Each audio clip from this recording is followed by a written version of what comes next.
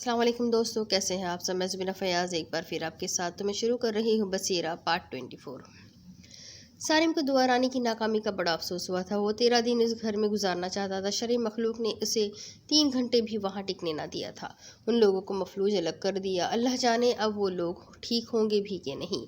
بہرحال وہ ندیم کے ذریعے ان کی خبر گیری کروائے گا اور ضرورت ہوئی تو ان کا علاج بھی کروائے گا۔ ایک باب جو اچانک کھلا تھا وہ اتنی ہی تیزی سے بند بھی ہو گیا تھا۔ سارم کے دل میں امید کی کرن چمکی تھی، اسی لیے اس نے زیارت جانے کا پروگرام ملتوی کر دیا تھا۔ اب تو یہ آس بھی ٹوٹ گئی تھی، اسے ہر صورت زیارت کے لیے عازم سفر ہونا تھا۔ دوسرے دن وہ پروڈکشن ہاؤس پہنچا تو ندیم کو شاہدہ سے محو گفتگو پایا۔ شاہدہ کو دیکھ کر سارم کو اطمینان ہوا۔ وہ سیدھا اپنے کمرے میں پہنچا۔ ابھی وہ کرسی پر بیٹھا ہی تھا کہ ندیم اجازت لے کر کمرے میں آ گیا۔ ہاں ندیم صاحب، کیا خبر ہے؟ سر، خبر تو اچھی ہے۔ شاہدہ آ گیا ہے۔ وہ بتا رہا تھا کہ گھر پہنچ کر دعا رانی نے کوئی عمل کیا تھا جس کے نتیجے میں ان کے ہاتھ اور زبان کھل گئے۔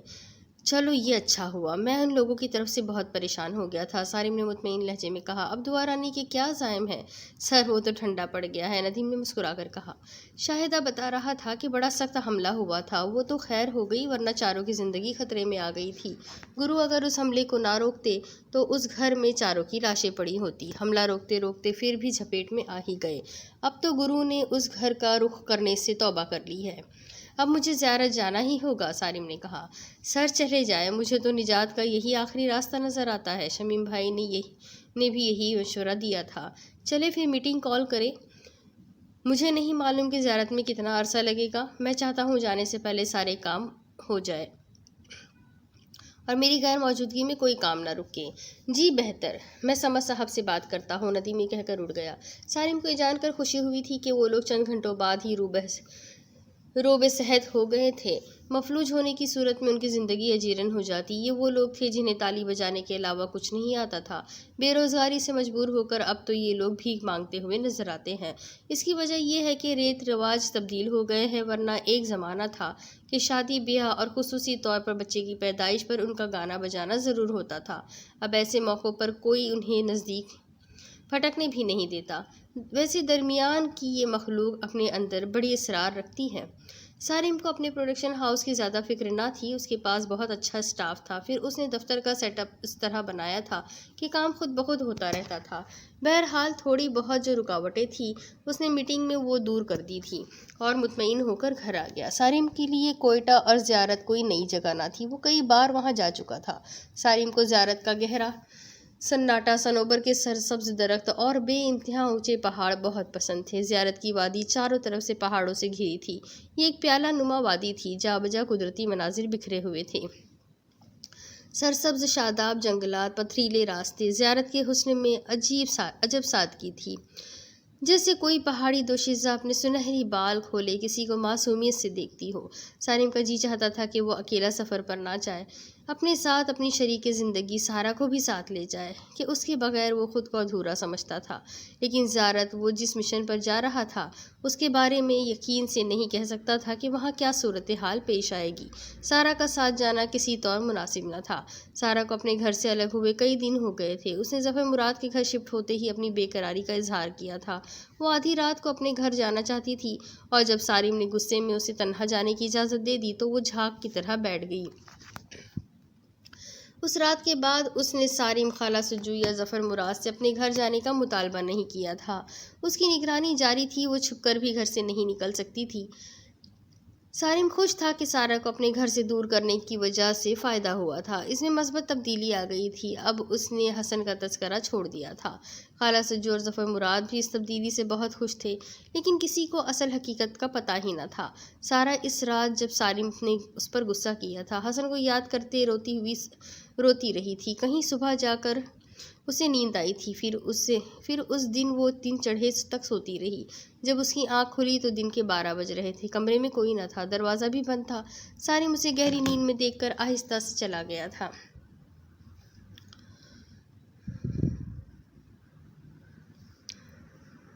سارا پورے اطمینان سے سوتی رہی۔ سارا کی آنکھ کھلتے ہی اسے حسن کی یاد نے گھیر لیا۔ پھر اسے یوں لگا جیسے اس کا حسن رو رہا ہو، اپنی ننھی منھی باہیں پھیلا کر اسے پکار رہا ہو۔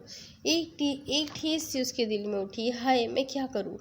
फ़ोन पर नज़र पड़ी तो एक अजीब व गरीब ख्याल उसके दिमाग में आया। घर पर फ़ोन करूं, देखूं कोई उठाता है कि नहीं। अगरचे वो जानती थी कि इस वक्त घर में कोई नहीं है, वहाँ ताला पड़ा है, किसी के फ़ोन उठाने का सवाल ही पैदा नहीं होता। ये जानने के बावजूद उसने फ़ोन करने के लिए रिसीवर उठा लिया। ये शायद हसन से मिलने की लाशऊरी कोशिश थी। उसने जल्दी जल्दी नंबर मिलाया। चंद सेकंड बाद उधर घंटी बजने लगी। उसका दिल बड़ी बेताबी से हसन को पुकार रहा था। उसका जी चाह रहा था कि वो उड़कर अपने घर में पहुंच जाए। फिर ये हुआ कि उधर से किसी ने रिसीवर उठा लिया। रिसीवर उठते ही उसे ज़रा फासले से हसन के रोने की आवाज़ आई। सारा तड़प उठी। वो शिद्दत जज्बात से मगलूब होकर बोली, मेरे बच्चे, मैं आ रही हूँ। वो बेइख्तियार होकर उठी और अगले लम्हे उसने खुद को अपने घर में ऊपर वाले कमरे में पाया, जहाँ उसके ख्याल के मुताबिक हसन रहता था। उसने देखा कि उसका हसन बेड पर बैठा बुरी तरह रो रहा है। उसने वालहाना अंदाज में बढ़कर हसन को अपनी गोद में भर लिया। हसन ने फौरन रोना बंद कर दिया। कुछ देर वो उसे गले से लगाए बैठी टहलाती रही, यहाँ तक कि वो उसके कंधे से लगा लगा सो गया। उसने उसे बेड पर लिटाया और बड़ी प्यार भरी नज़रों से उसे देखती रही। फिर उसने उसकी पेशानी चूमी और मुतमईन होकर उठी। उसी वक्त इर्द गिर्द का माहौल फिर से तब बदल गया। अब उसने खुद को जफ़र के घर में पाया। उसके हाथ में रिसीवर था और ये रिसीवर उसने अपने घर फ़ोन करने के लिए उठाया था। उसने मुस्कुराकर रिसीवर क्रेडिट पर रख दिया था और बड़े मुतमईन अंदाज में कमरे से बाहर निकल आई थी। उसके जहन ने हसन से मिलने का एक नया रास्ता तलाश कर लिया था। घर में सब लोग समझ रहे थे कि माहौल की तब्दीली ने सारा की जहनी हालत पर खुशगवार असर डाला है, कि यहाँ आने के बाद उसने हसन का तस्करा छोड़ दिया था और अपने घर जाने की ज़िद भी नहीं की थी। वो अपने भाई के घर में हंसी खुशी रह रही थी, लेकिन असल हकीकत से कोई वाकिफ़ न था। सारिम उसकी तरफ से मुतमईन था। वह पूरे इत्मीनान से आज़िम सफ़र हो सकता था। उसके दिल में सुलगती आग अब पूरी तरह भड़क उठी थी। इंतकाम की ये आग उसके वजूद को जलाए दे रही थी। अपने घर को सारिम ने मजबूरन छोड़ा था। अगर सारा का मसला ना होता तो वो किसी कीमत पर अपना घर ना छोड़ता। वो शरई मखलूक से बिल्कुल खौफज़दा न था। खौफ के बजाय उसके दिल में शदीद गुस्सा था। उस खबीस काकूर ने उसके जिगर का गोशा छीन लिया था। उस शरई मखलूक ने उस घर के असल मकीनों को भी मौत की घाट उतार दिया था। जब से सारिम ने ये घर खरीदा था वो परेशान ही रहा था। उस शरई मखलूक से निजात के लिए कैसे कैसे लोग आए थे, लेकिन इन सब को उस मनहूस काकूर ने नाकाम कर दिया था। सबसे पहले उसने शाह साहब के साथ हाथ दिखाया था। उसने शाह साहब के हम शक्लों से पूरा घर भर दिया था। उनके अमल को बर्बाद करने के लिए इसरार बाबा कंबल को ले आया था। बाबा कंबल के अपने अज़ाइम थे, लेकिन अयार काकूर ने उसे भी कामयाब ना होने दिया। उसका एक हाथ छीन लिया। फिर एक आमिल शमीम अहमद ने अपनी सी कोशिश की, लेकिन वो छत पर बेहोश पड़े पाए गए। जाने उनके साथ उस खबीस काकूर ने क्या किया था कि उन्होंने इस मसले पर लपसी लिए थे। ये मालूम ही ना हो सका कि उनके साथ काकूर ने क्या हाथ दिखाया। बहरहाल वो भी नाकाम हो गए। उसके बाद दुआ रानी ने 13 दिन के अमल के लिए घर में डेरा डाला, लेकिन वो बेचारा 13 दिन तो दूर की बात है, 3 घंटे भी उस घर में ना गुजार सका। हाथ मफलूज हो गए, कुव्वत गोयाई से महरूम कर दिया गया। एक अज़ाब था जिससे सारिम गुजर रहा था। अब ज़ियारत जाए बिना चारा न था। शाह साहब ने अगरचा महज एक पर्ची उसे दे दी थी, जिस पर हसन अली ज़ियारत लिखा था। पर्ची के बाद वो गायब हो गए थे। ये हसन अली कौन थे और उनसे ज़ियारत में किस तरह राब्ता मुमकिन था, इस बारे में शाह साहब ने कोई रहनुमाई ना की थी। लेकिन जाने क्यों सारिम को यकीन था कि यही वो शख्स है जिससे उस शरई मखलूक से निजात हासिल होगी। अगरचा उसे हसन अली की निशानदही होते ही ज़ियारत चले जाना चाहिए था, और सारिम ने जाने की कोशिश भी की थी, लेकिन सारा की बदली हुई जहनी हालत ने उसे घर से निकलने न दिया। अब वो सारा की तरफ से बड़ी हद तक मुतमईन था। सारा अपने भाई के घर में महफूज थी और अपना घर छोड़ने के बाद उसकी जहनी कैफियत भी बदल गई थी। अब उसने अपने तसव्वुराती बच्चे के बारे में भी खामोशी इख्तियार कर ली थी। ज़ियारत जाने का उससे अच्छा वक्त और कोई नहीं हो सकता था। कोयटा जाने वाली रात की आखिरी कोच से उसने बुकिंग करवा ली। सारा और ज़फ़र मुराद उसे कोच तक छोड़ने के लिए आए। सारा उसकी तरफ से बड़ी फ़िक्रमंद थी। वो चाहती थी कि सारिम अकेला ना जाए, वो भी उसके साथ जाए, लेकिन सारिम ने सख्ती से उसे साथ ले जाने से मना कर दिया था। वैसे सारा ने उसके साथ जाने के लिए बहुत ज़्यादा इसरार भी ना किया था। उसके लाशऊर में हसन मौजूद था। कराची छोड़ने की सूरत में उसके हसन का क्या बनता, वो उसे किसके सहारे छोड़ती। सारिम और सारा अपने अपने ख्यालात में गुम थे। सारिम ज़फ़र मुराद के साथ गाड़ी में आगे बैठा हुआ था, जबकि सारा गाड़ी की पिछली नशिस्त पर थी। गाड़ी ज़फ़र मुराद ड्राइव कर रहा था। गाड़ी सबक रफ्तार से कोच के अड्डे की तरफ बढ़ रही थी। गाड़ी एक सिग्नल पर रुकी। अचानक एक हाथ अंदर आया और साथ ही एक चेहरा खिड़की में नमूदार हुआ। सारिम उस चेहरे को देखकर परेशान हो गया। जो हाथ अंदर आया, उस हाथ में एक सुर्ख रंग का टेलीफोन सेट था और गाड़ी की खिड़की में जो चेहरा नुमाया हुआ वो इसरार नासिर का था। बाबा, टेलीफोन करोगे? इसरार नासिर ने सारिम की तरफ सेट बढ़ाते हुए कहा। सारिम, ये तो इसरार है। पीछे बैठी सारा एकदम परेशान होकर चीखी। इतने में सिग्नल ग्रीन हो गया। टेलीफोन कर लो बाबा, अपने प्यारों से बातें कर लो बाबा। इसरार नासिर की आंखों में कोई पहचान न थी। पीछे से गाड़ियों के हॉर्न की आवाज़ें आने लगी। ज़फ़र मुराद ने गाड़ी आगे बढ़ा दी। इसरार नासिर ने फ़ौरन अपना टेलीफोन बाहर खींच लिया।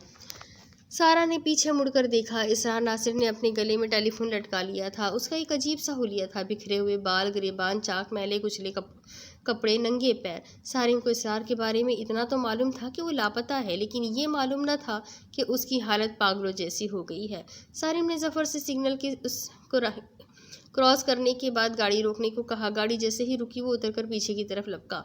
जब वो सड़क क्रॉस करके उस जगह पहुंचा जहां इसरार से उसे नज़र आया था, लेकिन अब वो वहां मौजूद न था। उसने इधर उधर दूर तक नज़रें दौड़ाई, लेकिन वो उसे कहीं भी नज़र न आया। जाने इतनी देर में वो कहाँ गायब हो गया था। वो मायूस होकर गाड़ी की तरफ वापस आया। ज़फ़र मुराद और सारा गाड़ी से बाहर खड़े थे। चले, सारिम ने गाड़ी में बैठते हुए कहा। क्या हुआ?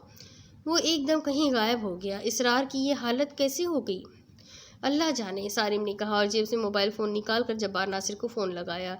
हेलो जब्बार, तुम इस वक्त कहाँ हो? अपने दफ्तर में, जब्बार ने जवाब दिया। यार, मैंने अभी सड़क पर इसरार को देखा। कहाँ? वो बेइख्तियार चौंक कर पूछने लगा। सारिम ने उसे जगह और मकाम बताया। फिर बोला, यार वो तो बिल्कुल पागल हो चुका है, गले में टेलीफोन लटकाए घूम रहा है। मेरी गाड़ी सिग्नल पर रुकी तो उसने टेलीफोन मेरी तरफ बढ़ाते हुए कहा, बाबा टेलीफोन करोगे? मैं तो उसकी शक्ल देखकर परेशान हो गया। सिग्नल खुलते ही मैंने गाड़ी रुकवा ली और तेज़ी से वापस आया, लेकिन वो मुझे कहीं नज़र न आया। जाने किधर निकल गया। ओह यार, मैं उसकी तरफ से बड़ा परेशान हूँ। उसे मुसलसल ढूंढ रहा हूँ। कई लोगों ने उसे इसी हालत में देखा है। जब मैंने वहाँ जाकर तलाश किया तो वो मुझे नहीं मिला। मैं अभी दफ्तर से निकलता हूँ, तुम्हारी बताई हुई जगह पर उसे तलाश करता हूँ। हो सकता है वो मुझे मिल जाए, जब्बार नासिर ने अफसरदा लहजे में कहा। सारिम ने पहली बार जब्बार के लहजे में अफसरदगी महसूस की, वरना वो इसरार के सिलसिले में बड़ी बेनियाज़ी और बेइतनाई से बात करने का आदी था। आखिर बड़ा भाई था, अपने छोटे भाई के लिए कब तक परेशान न होता। मैं ज़ियारत जा रहा हूँ, वरना मैं यहाँ रुकर तुम्हारा इंतज़ार करता। नहीं, तुम जाओ, मैं उसे तलाश करूँगा। अगर मिल गया तो पकड़ कर ले जाऊँगा। अच्छा मेरे यार, मेरे लिए दुआ करना कि मुझे हसन अली मिल जाए और मैं इस अजाब से निजात पा सकूँ। सारिम ने इल्तिजा आमीज़ लहजे में कहा। अल्लाह बेहतर करेगा, जब्बार नासिर ने दुआई अंदाज में कहा। यार तुम भी दुआ करना कि इसरार मुझे भी मिल जाए। यार मेरी तो दुआ दिल से है। मैं सिग्नल पर था, वरना उससे ज़रूर बात करता, सारिम ने कहा। जब वापस लौट कर गया तो वो निकल चुका था। चलो मैं चेक करता हूँ। ओके, जब्बार नासिर ने फ़ोन बंद कर दिया। सारिम ने अपना मोबाइल ऑफ करके जेब में डाला और गहरा सांस लिया। पता नहीं इसरार पर क्या बीती। सारिम, उसकी बीवी अचानक चल बसी, उसका घर जल गया। वो पागल ना होता तो क्या होता? सारा ने कहा। नहीं सारा, बीवी का मरना और मकान जलना ये सब ज़िंदगी का हिस्सा है। आदमी इस तरह थोड़ी ही पागल हो जाता है। उसके साथ कुछ और हुआ है। मुझे याद है कि शाह साहब ने इसरार को तंबीह की थी कि जादू टोने के चक्कर में ना पड़ो, जादू टोने का चक्कर छोड़ दो, वरना तबाह व बर्बाद हो जाओगे। सारा, शाह साहब ने सच्ची पेशगोई की थी। देख लो उसका क्या हाल हो गया। उसकी आंखों में तो पहचान भी नहीं रही। वो तो सब कुछ फरामोश कर बैठा। अब गले में टेलीफोन लटकाए घूमता है। ये समझ में नहीं आया कि उसने टेलीफोन गले में क्यों लटका लिया। इसरार ने पीसीओ खोल रखा था। लगता है होशो हवा से बेगाना होते हुए जहन में पीसीओ ही रह गया हो। सारा ने अपनी राय दी। शायद यही बात हो। ज़फ़र मुराद खामोशी से गाड़ी चला रहा था। उसे इन मामलात का कोई पता न था, लिहाजा उसने गुफ्तगू में मदाखलत ना की थी। कुछ देर बाद सारिम ने मुख्तसरन उसका तारुफ कराया। ज़फ़र मुराद को इसरार के बारे में तफसील जानकर बहुत अफसोस हुआ, लेकिन हक़ाइक़ का किसी को इल्म न था। अब तो वो भी जिसके साथ ये सब बीता था कुछ बताने के काबिल न रहा था। जब वो बस अड्डे पहुंचे तो कोयटा जाने वाली कोच तैयार थी। आधी से ज़्यादा बस भर चुकी थी। मुसाफिर मुसलसल आ रहे थे, बैठ रहे थे, अपना सामान रखवा रहे थे। सारिम ने अपनी सीट देखकर अपना बैग सीट के ऊपर सामान रखने वाली जगह पर रखा और फिर नीचे वापस आ गया। जफर मुराद ने करीब ही अपनी गाड़ी पार्क की थी। वो गाड़ी की तरफ बढ़ा। सारा और जफर गाड़ी से टेक लगाए खड़े थे। बैग रख दिया। हाँ, सारिम ने कहा। फिर बोला, बस अब तुम लोग जाओ, मैं चला जाऊंगा। अरे नहीं सारिम भाई, जफर मुराद अपनाइयत से बोला, हम आपको रुखसत करके जाएंगे। सारिम, जाने क्यों मुझे डर लग रहा है, सारा ने कहा। अब चलते हुए ऐसी बातें ना करो, सच कह रही हूँ सारिम, मेरा दिल बहुत घबरा रहा है, तुम मत जाओ ना, सारा ने उसकी आंखों में देखते हुए कहा। मैं अभी आया। ये कहकर जफर मुराद आगे बढ़ गया। शायद वो दोनों मियाँ बीवी को तन्हाई में गुफ्तगू करने का मौका देना चाहता था। सारा जाए बिना चारा नहीं, तुम जानती हो कि मैंने कितनी मुश्किल से जाने का प्रोग्राम बनाया है। अब जाते हुए मेरी हौसला शक्नी ना करो, मेरा हौसला बढ़ाओ कि मैं जिस मकसद से जा रहा हूँ वो मकसद हासिल करके मैं कामयाब वापस लौटूँ। सारिम ने उसका हाथ अपने हाथ में लेकर कहा, तुम अपना ख्याल रखना। हाँ सारिम, तुम मेरी फिक्र मत करो, मैं पूरा ख्याल रखूंगी, उसने तसल्ली आमेज लहजे में कहा। सच कह रही हो ना, सारिम ने यकीन दहानी चाहिए। हाँ सारिम, सच कह रही हूँ, पर तुम जल्दी आना। मैं जल्दी आऊँगा, काम होते ही निकल आऊँगा। फ़ोन करते रहना। हाँ हाँ बिल्कुल, फ़ोन भी करते रहूँगा। इतने में गाड़ी ने तेज़ और भारी सा हॉर्न बजाया। जो मुसाफिर बाहर खड़े थे जल्दी जल्दी बस में सवार होने लगे। सारिम भाई, आपकी गाड़ी हॉर्न बजा रही है, जफर मुराद ने पीछे से आकर कहा। अच्छा यार, सारिम ने जफर मुराद से गले मिलते हुए कहा। सारिम, अपना ख्याल रखना, सारा बेताबी से बोली। सारिम ने उसे अपने करीब किया और सरगोशी में बोला, हाँ ज़रूर, बस मिलने की दुआ करना। अच्छा, अल्लाह हाफिज़। ये कहते हुए सारा की हसीन आंखें बेइख्तियार छलक आई। नहीं, तुम नहीं रोगी। सारिम ने अपनी उंगलियों से उसकी आंखें पोंछी और फिर फौरन ही पलटकर बस की तरफ चल दिया। वो नहीं चाहता था कि सारा उसकी आंखों में आए आंसू को देख सके। गाड़ी ने स्टार्ट लिया। जफर मुराद और सारा ने बाहर से हाथ हिलाया। सारिम ने बंद शीशे की उस तरफ से अपना हाथ हिलाकर अलविदा कहा। सारा और सारिम की आंखें मिली और फिर दोनों ने ही अपने चेहरों का रुख बदल लिया। बस फिर चश्म-ए-ज़दन में बाहर का मंजर बदल गया। गाड़ी सड़क पर आकर रवा दवा हो गई। सारिम ने गहरा सांस लेकर अपनी नशिस्त पर पाँव फैला दिए। एक बारगी उस पर उदासी छा गई। उसने अपनी आंखें बंद कर ली जो भीग रही थी। कोई 1-1.5 घंटे के बाद उसकी जेब में पड़े मोबाइल में वाइब्रेशन का एहसास हुआ। सारिम ने मोबाइल जेब से निकाल कर देखा, ये जब्बार नासिर की कॉल थी। हाँ जब्बार, सारिम मुबारक हो यार, इसरार मिल गया। जब्बार नासिर की आवाज़ में बेपनाह खुशी थी। अरे वाह, सारिम भी खुश हो गया। ज़बरदस्त यार, कहाँ मिला? उस सिग्नल से काफ़ी आगे यार। वो बीच सड़क पर अपनी धुन में मगन चला जा रहा था। बस अल्लाह ही ने किसी हादसे से महफूज रखा। मैंने अपनी गाड़ी सड़क के किनारे रोक कर उसे बीच सड़क पर से जाकर पकड़ा है। मैं उसका हाथ पकड़कर सड़क के किनारे लाया। यार, उसकी हालत देखकर मेरा दिल कट कर रह गया। मैंने उसे बेइख्तियार गले लगा लिया। क्या उसने तुम्हें पहचान लिया? कहाँ यार, जो शख्स खुद को भूल चुका हो मुझे कैसे पहचानेगा? मैंने उसे गले लगाया तो वो मुझे धक्का देते हुए बोलता है, तुम मुझे जेब कतरे मालूम होते हो, पीछे हटो, मेरी जेब में टाइम बम है, फट गया तो तुम मर जाओगे। मैंने कहा, इसरार, मुझे पहचानो, मैं तुम्हारा बड़ा भाई हूँ। जब्बार, और तुम इसरार हो मेरे छोटे भाई। वो कहकहा लगाकर बोला, मैं पुर इसरार हूँ और तुम गुब्बार हो, बादलों की तरह उड़ जाओगे। अच्छा, टेलीफोन तो कर लो। कहाँ करोगे? चौथे आसमान पर। फिर उसने ऊट पटांग बातें शुरू कर दी। मैंने उसे बहला फुसलाकर गाड़ी में बिठाया और घर ले आया। बस अभी अभी घर पहुंचा हूँ, सोचा तुम्हें पहले खबर सुना दूँ। बहुत अच्छी खबर है यार। तुम अब ऐसा करना, इसरार को फ़ौरन ही किसी नफ्सियाती अस्पताल में दाखिल करवा देना। अगर तुमने घर में रखा तो वो भाग जाएगा। नहीं, मैं सुबह ही उसे अस्पताल में दाखिल कराता हूँ। तुम ठीक कह रहे हो, ये अस्पताल में ही महफूज रहेगा। जब्बार नासिर ने कहा। अच्छा यार, मैं फिर बात करूँगा। तुम इस वक्त कहाँ हो? यार, मैं कोच में हूँ। फ़ोन करते रहना, जो भी सूरत हाल हो बताते रहना। हाँ, तुम फिक्र ना करो। मैं सारा को बहुत उदास छोड़कर आया हूँ। भाभी से कहना कि उससे टेलीफोन पर बात कर ले। तुम परेशान मत हो, मैं महनाज को लेकर खुद भाभी से मिलाऊंगा। जब्बार नासिर ने पुरखुलूस लहजे में कहा। चलो ठीक है, इसरार को अस्पताल में ज़रूर दाखिल करा देना। अल्लाह चाहेगा तो इलाज से ठीक हो जाएगा। अच्छा, ओके। सारिम ने अपना मोबाइल फ़ोन जेब में डाला और शीशे से बाहर देखने लगा। बाहर तारीकी के सिवा कुछ न था। कोई 8 बजे के करीब कोच कोयटा पहुंच गई। अगरचा अभी सुबह के 8 बजे थे, लेकिन ऐसा लग रहा था जैसे पूरा कोयटा जाग उठा हो। सड़कों पर खासी रौनक थी, दुकानें खुली हुई थी, लोग अपनी कारोबारी मसरूफियात में मसरूफ़ थे। कोयटा में सुबह जल्दी और शाम देर से होती थी। सारिम कोच से बाहर उतरकर सोच ही रहा था कि क्या करे। वो 12 घंटे का सफ़र करके आया था। थकन तारी थी, फिर भूख भी ज़ोरों से लग रही थी। एक सूरत تو یہ تھی کہ کسی بڑے ہوٹل میں جا کر فریش ہو، خوب ڈٹ کر ناشتہ کریں، تھوڑا آرام کریں، زیارت کی گاڑی پکڑ لیں۔ دوسری صورت یہ تھی کہ کسی دکان سے کچھ الا بلا کھا کر زیارت کے لیے نکل کھڑا ہو۔ زیارت 3 گھنٹے کا اور سفر تھا، یہ سفر کاٹ کر پھر اکٹھا ہی آرام کریں۔ ابھی وہ اپنا بیگ ہاتھ میں پکڑے سوچ ہی رہا تھا کہ کون سا راستہ اختیار کرے کہ ایک صاحب غور سے دیکھتے ہوئے اس کی طرف بڑھے۔ وہ نزدیک آ کر کھڑے ہو گئے اور سارم کو گھور کر دیکھنے لگے، اندازہ ایسا جیسے سارم کو پہچاننے کی کوشش کر رہے ہوں۔ ان صاحب کے اس طرح دیکھنے پر سارم بھی متوجہ ہوا۔ اس نے سر سے پاؤں تک اس شخص کو دیکھا، آسمانی رنگ کی شلوار قمیض، گہری نیلی ویسٹ کوٹ، پاؤں میں سیاہ سینڈل، سانولا رنگ، کسی قدر لمبا قد،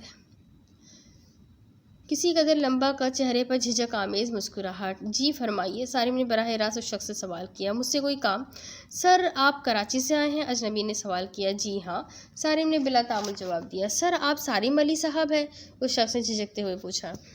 اپنا نام سن کر سارم چونکا، وہ اس شخص کو نہیں جانتا تھا۔ سارم کا کوئٹہ میں کوئی جاننے والا نہ تھا، پھر بھی بس سے اترا تھا اور پھر وہ ابھی بس سے اترا تھا اور اس سفر کے بارے میں کراچی میں محض چند لوگوں کو معلوم تھا۔ پھر اس شخص نے اسے پہچان کیسے لیا؟ آپ کون؟ میں جناب نواز ہوں، اس نے اپنا تعارف کرایا۔ اگر میں نے پہچاننے میں غلطی کی ہے تو آپ سارم صاحب نہیں ہیں، تو آپ مجھے معاف کر دیجئے۔ نواز صاحب، آپ کو یہ نام کس نے بتایا؟ سارم نے ابھی بھی بات صاف نہیں کی تھی۔ ندیم شریف نے، نواز نے بلا تعمل جواب دیا۔ وہ میرا دوست ہے۔ اوہ اچھا، اب میں سمجھا۔ ندیم نے چلتے چلتے مجھ سے اصرار کیا تھا کہ میں اپنے دوست کو فون کر لوں گا، وہ آپ کو اڈے سے لے لے گا، لیکن میں نے سختی سے انہیں منع کر دیا تھا کہ میں اصل میں آپ لوگوں کو زحمت دینا نہیں چاہتا تھا۔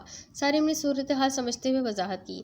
سر زحمت کی کیا بات ہے؟ دیکھیے سارم صاحب، انکار مت کیجیے گا، میں آپ کو لینے آیا ہوں، میرے ساتھ گھر چلے، ناشتہ کر کے آرام کر لیں، پھر آپ جہاں جانا چاہیں گے میں آپ کو وہاں اس گاڑی میں سوار کروا دوں گا۔ یہ کہہ کر نواز نے سارم کے جواب کا انتظار بھی نہ کیا، اس کے ہاتھ سے بیگ لے کر آگے چل دیا اور بڑھتا ہوا بولا، آئیے، گاڑی ادھر کھڑی ہے۔ ندیم کا حوالہ سن کر سارم کو اطمینان ہو گیا تھا، لیکن اسے یہ حیرت ضرور تھی کہ نواز نے اسے پہچان کیسے لیا۔ بس کے بارے میں معلوم کرنا تو کچھ مشکل نہ تھا، کیونکہ اس کی سیٹ ہی ندیم نے ریزرو کروائی تھی۔ بس سے متعلق معلومات اس نے نواز کو منتقل کر دی ہوگی اور نواز نے بس کوئٹہ پہنچنے کا ٹائم معلوم کر لیا ہوگا۔ بس تک تو چلو وہ پہنچ گیا، لیکن اس نے اسے کیسے پہچانا؟ نواز صاحب، آپ نے مجھے کیسے پہچانا؟ سارم نے اس سے گاڑی میں بیٹھ کر پوچھا۔ سر، ندیم نے مجھے خاصی تفصیلی سے آپ کا حلیہ بتا دیا تھا اور آپ کے چہرے کی ایک خاص پہچان بتا دی تھی۔ وہ کیا؟ سر، آپ کی ناک کے پاس جو منہ ہے اس کے ذریعے آپ کو بہت آسانی سے پہچانا جا سکتا ہے، نواز نے مسکراتے ہوئے کہا۔ آپ کیا کرتے ہیں نواز صاحب؟ سر، یہاں میرا گیراج ہے، اس نے بتایا۔ 15-20 منٹ کی مسافت کے بعد نواز کا گھر آ گیا۔ سارم نے اپنے کپڑے بیگ سے نکالے اور واش روم کی طرف چلا گیا۔ نواز نے اس کے ہاتھ سے کپڑے لے لیے۔ آپ نہا لیں، میں آپ کو کپڑے دے دیتا ہوں۔ 5 منٹ کے بعد نواز نے واش روم کا دروازہ بجا کر اس کے کپڑے دے دیے۔ یہ کپڑے اب شکنوں سے پاک تھے، اس کی بیوی نے کپڑے پریس کر دیے تھے۔ سارم نہا دھو کر باہر آیا۔ ڈائننگ ٹیبل پر پرتکلف ناشتہ سجا ہوا تھا۔ نواز صاحب، آپ نے تو بڑا تکلف کر لیا۔ تکلف کیسا؟ اسے آپ اپنا ہی گھر سمجھیے، نواز نے بڑی اپنائیت سے کہا۔ سارم کو خوب بھوک لگی تھی، اس نے تکلف برطرف خوب ڈٹ کر ناشتہ کیا۔ ناشتے کے بعد 1 گھنٹے اس نے آرام کیا، اس کے بعد اس نے سفر کی تیاری باندھ لی۔ سارم نے گھر سے نکلتے ہوئے نواز کے اکلوتے بچے کے ہاتھ پر 500 روپے کا نوٹ رکھا۔ نواز نے بہت منع کیا، لیکن سارم کسی طرح وہ نوٹ واپس لینے کے لیے راضی نہ ہوا۔ اتنی دیر میں ندیم کا کراچی سے فون آ گیا۔ نواز نے کچھ دیر اس سے بات کی، سارم کے بارے میں اس نے بتایا۔ اس کے بعد موبائل فون سارم کی طرف بڑھاتے ہوئے بولا، سر ندیم ہے۔ سارم نے موبائل کان سے لگایا اور ہنس کر بولا، آخر آپ باز نہیں آئے۔ سر، آپ کو کوئی زحمت تو نہیں ہوئی؟ ندیم نے استفسار کیا۔ مجھے تو کوئی زحمت نہیں ہوئی بھائی، آپ کے دوست نے مہمانی کا حق ادا کر دیا، سارم نے تعریفی لہجے میں کہا۔ ارے کیوں شرمندہ کر رہے ہیں سر؟ نواز فوراً زور سے بولا۔ سر، میں چاہتا تھا کہ کوئٹہ میں آپ کو کوئی پریشانی نہ ہو، ندیم نے کہا۔ سر، آپ مناسب سمجھے تو آج نواز کے گھر آرام کر لیں، کل زیارت چلے جائیے گا۔ نہیں بھائی، نواز صاحب کی اتنی نوازش بہت ہے، میں زیارت کے لیے فوراً نکل رہا ہوں۔ بلکہ نکل چکا ہوں، یہ مجھے ویگن تک چھوڑنے جا رہے ہیں، سارم نے وضاحت کی۔ چلے ٹھیک ہے، اللہ آپ کا سفر کامیاب کرے، ندیم نے پرخلوص انداز میں کہا۔ سارم نے اللہ حافظ کہہ کر موبائل فون نواز کو واپس کر دیا۔ نواز نے کچھ دیر اس سے بات کی، پھر موبائل آف کر کے گاڑی میں بیٹھ گیا۔ 11 بجے کے قریب ویگن نے زیارت کے لیے اپنا سفر شروع کیا۔ نواز نے چلتے چلتے سارم سے درخواست کی کہ وہ واپسی میں اپنی آمد سے ضرور مطلع کر دے، وہ اسے ویگن کے اڈے سے لے جائے گا۔ سارم نے اخلاقاً حامی بھر لی، ویگن چل پڑی۔ سارم اگلی نشست پر بیٹھا تھا، ویگن تیز رفتاری سے سفر کر رہی تھی۔ سارم کو دونوں طرف پہاڑی ہی پہاڑی نظر آ رہی تھی۔ خشک پہاڑ، بعض پہاڑ ایسے لگتے تھے جیسے مٹی کے گارے کے بنے ہوں، بعض خالص پتھروں کے دکھائی دیتے۔ کہیں سے پہاڑ سرخ پتھر کے تھے تو کہیں پر کالے پتھر کے، دور سے ایسے لگتا جیسے یہ جلے ہوئے ہوں۔ ان پہاڑوں کی ایک خاص بات یہ تھی کہ یہ بہت اونچے تھے، بہت ہی اونچے۔ سڑک بالکل خالی تھی، کبھی باہر مخالف سمت سے کوئی بھوسا بھرا ٹرک گزر جاتا، کوئی بس گزر جاتی، کوئی ویگن دکھائی دے جاتی، اس کے بعد پھر سناٹا چھا جاتا۔ کبھی ٹھنڈی ہوا لگتی، کچھ لمحوں بعد گرم ہوا کا تھپیڑا آتا، دھوپ میں اچھی خاصی تمازت تھی، راستے میں کہیں کہیں سیب اور چیری کے باغ دکھائی دے جاتے، اس کے بعد پھر خشک پہاڑوں کا سلسلہ شروع ہو جاتا۔ ویگن ابھی زیارت سے آدھے گھنٹے کی مسافت پر تھی کہ ڈرائیور کو اچانک زور سے بریک مارنے پڑے، کیونکہ وہ شخص اچانک ہی سڑک پر نمودار ہوا تھا۔ اگر ویگن ڈرائیور فل بریک نہ مارتا تو اس بات کا امکان تھا کہ وہ شخص گاڑی کے نیچے آ جاتا۔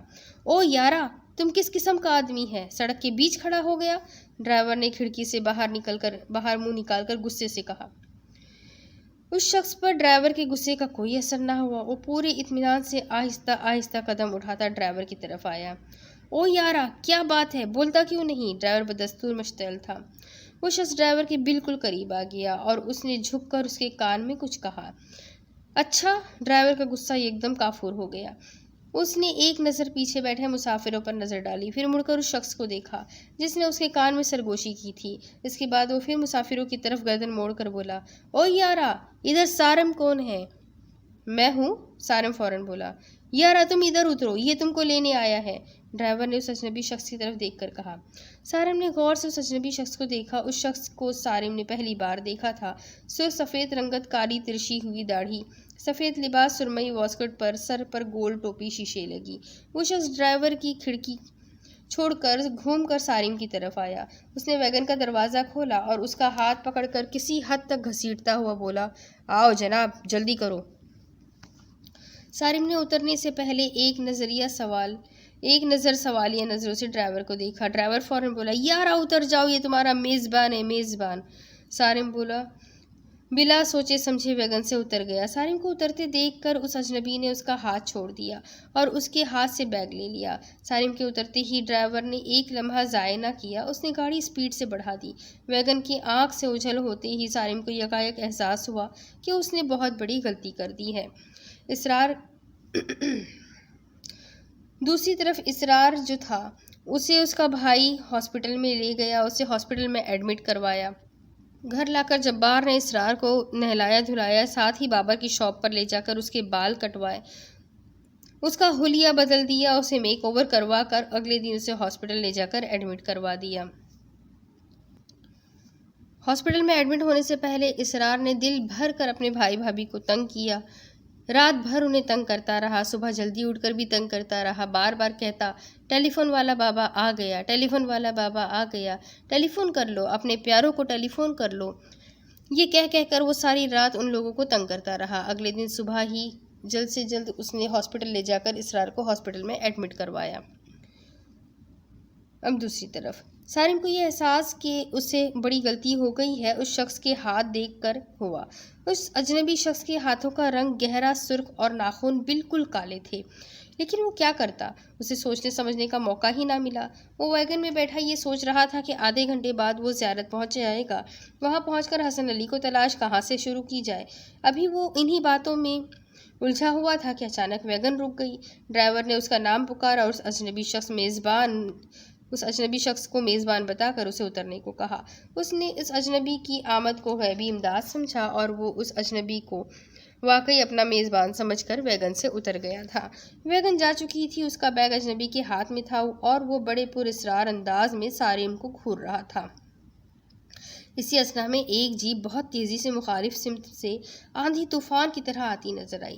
جیپ کی قیامت خیز رفتار دیکھ کر سارم نے سڑک کے ایک طرف ہونا چاہا۔ اسی وقت اس اجنبی نے اس کا ہاتھ اپنی گرفت میں لے لیا اور یہ گرفت سخت ہوتی چلی گئی۔ اگلے چند لمحات کی ہلاکت خیزی کا اندازہ کر کے سارم کا دل اچھل کر حلق میں آ گیا۔ اس کا خیال تھا کہ جیپ اسے کچلتی ہوئی نکل جائے گی۔ موت اور زندگی کے درمیان محض چند لمحوں کا فاصلہ تھا۔ آخری کوشش کے طور پر اس نے اپنا ہاتھ جھٹکا دے کر اس اجنبی سے چھڑانا چاہا، لیکن اس کی گرفت بہت مضبوط تھی۔ اس جھٹکے کا اس پر کوئی اثر نہ ہوا، وہ اپنی جگہ سے ہلا تک نہیں۔ پھر جیسے ہی جیپ سر پر آئی، وہ اضطراری طور پر گھوم کر اس اجنبی کے پیچھے ہو گیا۔ وہ جیپ ایک جھٹکے سے رک گئی، فوراً ہی اس کا اگلا دروازہ کھلا۔ اجنبی اسے لیے دروازے کی طرف بڑھا اور گاڑی میں بیٹھنے کا اشارہ کیا۔ سارم کا یہ خدشہ کہ وہ جیپ اسے کچلنے کے لیے آ رہی ہے دور ہو چکا تھا، وہ تو اسے لینے کے لیے آ رہی تھی۔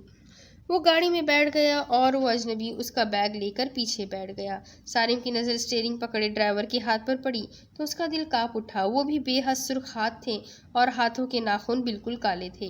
جانے وہ کن لوگوں میں گھر گیا تھا۔ اس کی چھٹی حس پکار کر کہہ رہی تھی کہ اسے غلط لوگوں نے اپنی گرفت میں لے لیا ہے۔ سوال یہ پیدا ہوتا تھا کہ ان لوگوں کو اس کا نام کیسے معلوم ہوا؟ پھر انہیں یہ کیوں کر معلوم ہوا کہ وہ اس ویگن میں سوار ہے؟ وہ تو حسن علی کی تلاش میں زیارت جا رہا تھا۔ اسے معلوم تھا کہ وہ آدھے گھنٹے بعد زیارت پہنچ جائے گا، لیکن اسے تو زیارت آنے سے پہلے ہی اتار لیا گیا تھا۔ یہ بھی ہو سکتا ہے کہ یہ لوگ حسن علی کے ہی آدمی ہو۔ بہرحال یہ جو بھی ہو، آگے چل کر ہی پتہ چلے گا کہ کن لوگوں نے اسے اپنی گرفت میں لے لیا ہے۔ اب اس کے آگے کی سٹوری میں آپ کو اگلی قسط میں سناتی ہوں کہ آگے کیا ہوگا۔ یہ جاننے کے لیے میرے ساتھ بنے رہیں۔ اگلی قسط میں پھر ملیں گے، تب تک کے لیے اللہ حافظ۔